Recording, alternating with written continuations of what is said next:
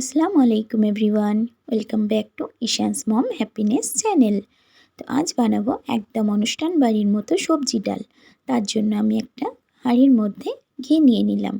তার মধ্যে দিয়ে দিচ্ছি খুব ভালোভাবে পরিষ্কার করে ধুয়ে রাখা মুগ ডাল। আমি 2 মিনিট মতো ডালটাকে ঘিয়ের সঙ্গে ভেজে নেব।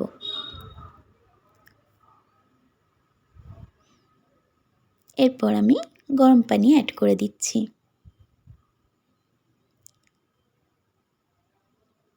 কয়েকটা কাঁচা লঙ্কা দিচ্ছি। তো ডালটাকে আমি ঢাকা দিয়ে সিদ্ধ করে নেব।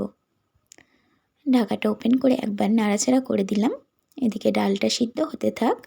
অন্য একটা ওভেনে আমি কড়াই নিয়ে নিয়েছি। তার মধ্যে আমি রিফাইন্ড অয়েল নিয়েছি। কয়েকটা কিশমিশ আর কাজু বাদাম একটু ভেজে নিলাম। তারপর কেটে রাখা সবজিগুলোকে হালকা করে ভেজে নেব। সবজির মধ্যে আছে ফুলকপি, বিনস আর গাজর। একটু লবণ দিয়ে দিলাম। 2 থেকে 3 মিনিট আমি সবজিগুলোকে ভেজে নেব।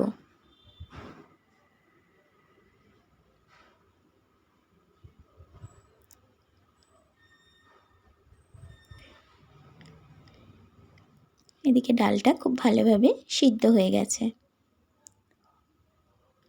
আর সবজিগুলোও আমার ভাজা হয়ে গেছে। সবজিগুলোকে উঠিয়ে নেব। এরপর ওই তেলের মধ্যেই আমি দিয়ে দিলাম তেজপাতা, শুকনো লঙ্কা আর গোটা গরম মশলা, আর দিচ্ছি জিরা। 5 থেকে 6 সেকেন্ড নাড়াচাড়া করে নিয়ে আমি আদা বাটা দিয়ে দিলাম। আর একটু নাড়াচাড়া করে আমি কেটে রাখা টমেটোগুলোকে দিয়ে দিলাম।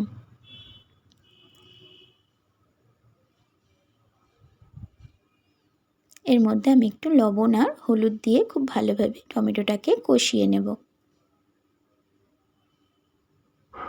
1-2 মিনিট কষানোর পর ভেজে রাখা সবজিগুলোকে দিয়ে দিলাম।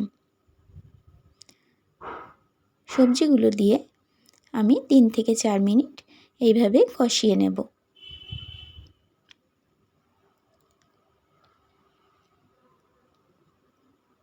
এরপর সিদ্ধ করে রাখা ডালগুলোকে দিয়ে দিলাম।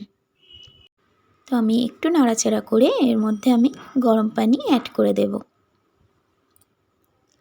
গরম পানি দিয়ে দিচ্ছি।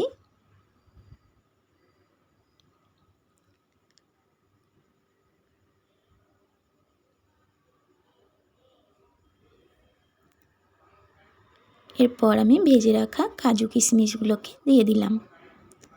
লবণ দিচ্ছি পরিমাণ মতো। আর এখানে চিনিটা অবশ্যই দেবেন, কারণ এই রান্নাটা একটু মিষ্টি মিষ্টি খেতেই ভালো লাগে। তো আমি চিনির পরিমাণটা একটু বেশিই দিলাম, 2 টেবিল স্পুন দিলাম। আপনারা একটু কম বেশি করে দিয়ে দিতে পারেন। খুব ভালোভাবে একটু মিশিয়ে নেব। তারপর আমি কয়েকটা মটরশুঁটি দিয়ে দিলাম।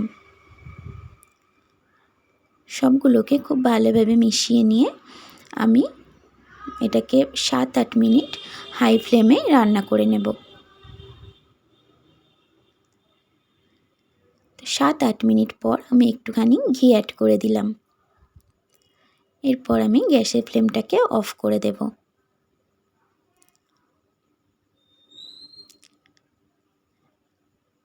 গ্যাসের ফ্লেমটা অফ করে দিয়েছি। তো দারুণ টেস্ট হয়েছিল ডাল, সবজি ডাল। এরপর আমি একটু সার্ভ করে নিচ্ছি। আপনাদের কাছে কেমন লাগলো সবজি ডালের রেসিপি অবশ্যই কমেন্টে জানাবেন। রেসিপি ভালো লাগলে আমার চ্যানেলটাকে সাবস্ক্রাইব করে রেখে পাশে থাকা বেল আইকনটা প্রেস করে রাখতে পারেন, যাতে করে যখনই কোনো নতুন ভিডিও আপলোড দেব আপনার কাছে নোটিফিকেশান পৌঁছে যাবে। আল্লাহ হাফেজ।